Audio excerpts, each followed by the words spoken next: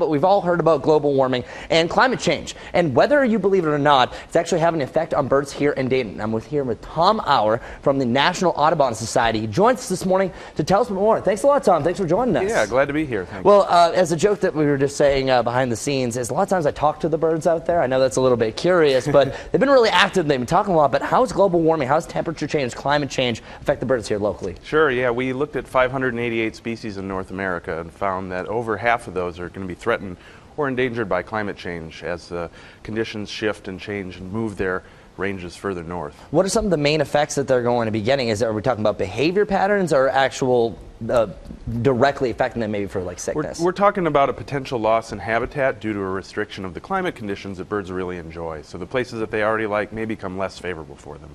Is there any really personal popular favorites? You said more than half. Like first Sure. off, 588 is just an incredible amount of birds. Right. So birds like wood thrush, common loon, bald eagle, these are all birds that are threatened by climate change and birds that people may see or hear in Ohio. And I know bald eagle is one of those more endangered species anyways. Is that have been a slow decline anyways, or is it really the change in that climate that is now really starting to catch up to them now? Yeah, sure. So they have rebounded a little bit since the 70s thanks to stopping the use of DDT, but climate change presents a new threat to them and to many other birds that have been increasing. And from the Audubon Society, since I know it's really tough for us to be able to control what's happening with the change of the global climate, what can we do, or what can you guys do to maybe try to help out some of these birds, or half of that 588? Sure. Well, one thing you can do is talk to your representatives and let them know that climate change is an important issue for birds.